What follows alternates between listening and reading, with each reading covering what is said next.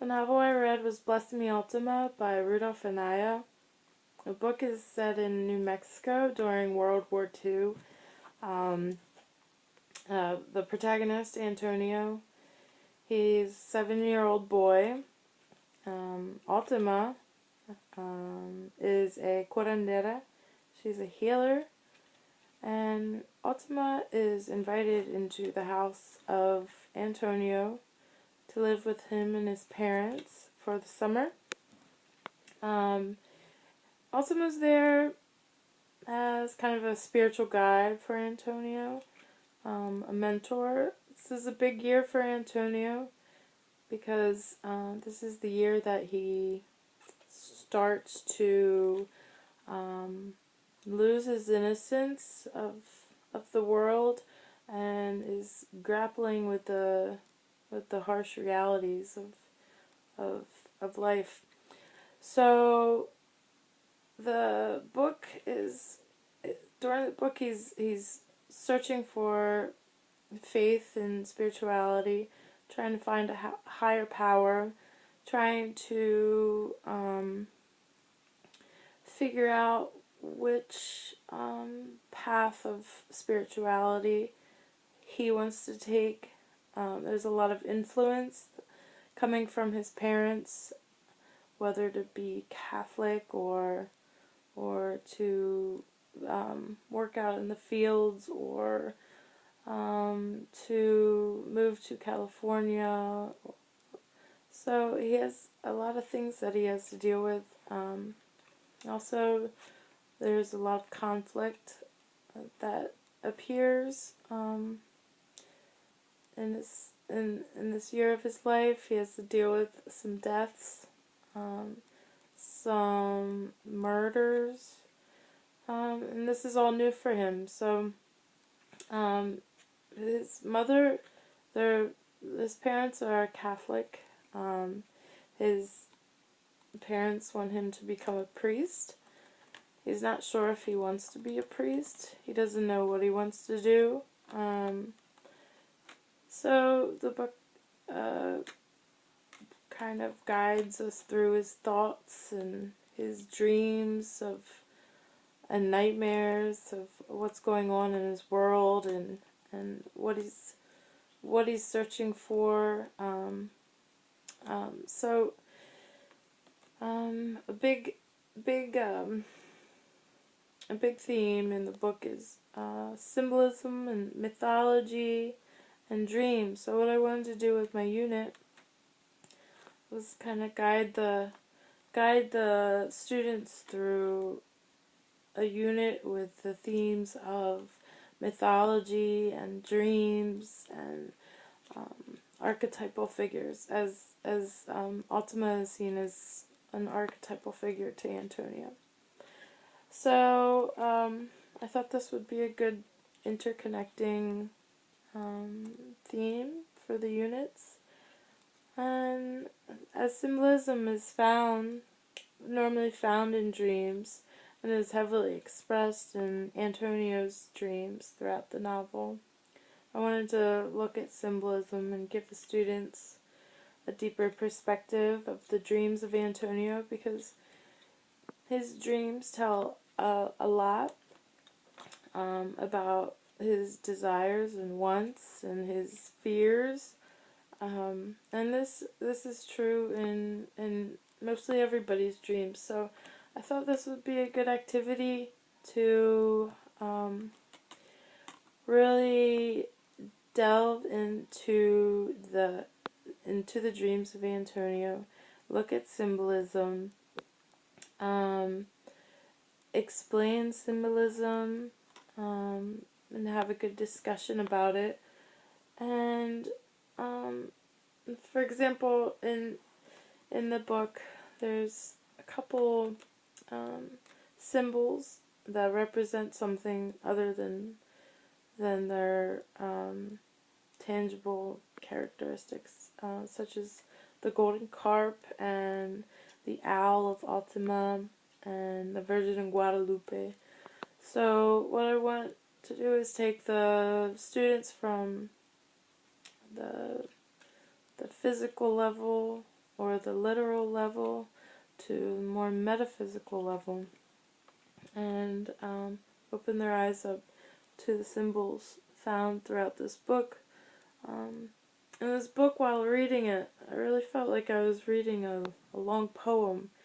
I felt like every word was a symbol for something else in this book. So I thought this was something that I really should emphasize on. So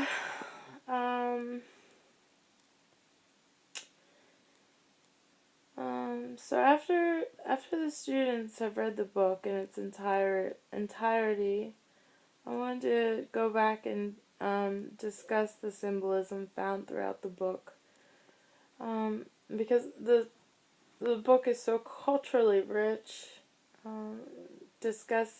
So I thought that discussing personal cultures through symbolism would create a good foundation in this unit, and also by researching students' backgrounds in the classroom, and would be able to use their own examples to help them look deeper and at a more intellectual level into their own thoughts and dreams, and into the book and in the dreams of Antonio. So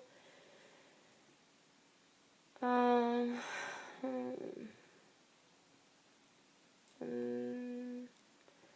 then I wanted the students to feel really comfortable with each other. So I thought having a good discussion about their dreams and symbolism found in dreams would create a really comfortable situation where they could talk openly and feel free to express their personal thoughts and feelings. Because the dreams of Antonio are so intimate and personal that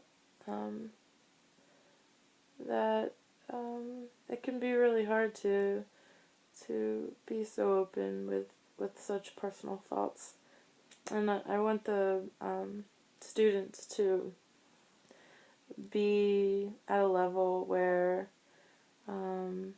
what they talk about isn't so superficial, but more realistic and authentic. So,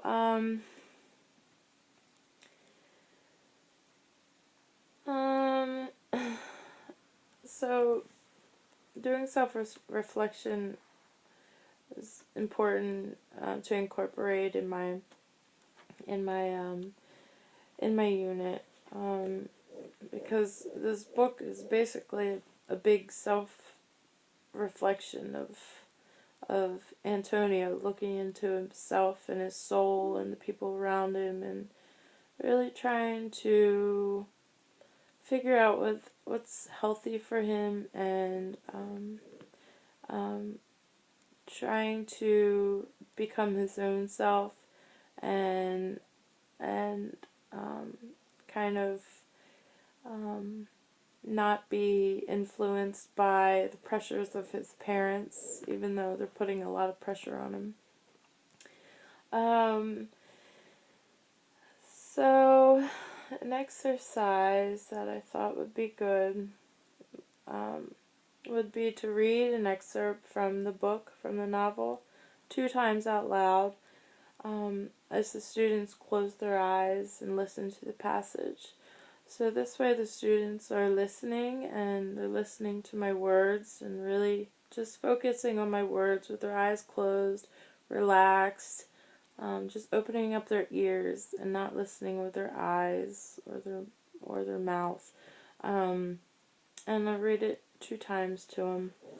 And I really just wanted them to focus on the key words that are common throughout the excerpt, because in an excerpt, in this specific excerpt, some of the words are repeated over and over again. So I want them to pick up on that, so they can see that these words are deeper than just the literal meaning. So the second time I read read the passage out loud to them. I want them to write down the words and phrases that they hear that they think are important. And then when they're done writing, I'll prompt them to discuss openly which words and phrases they felt were important.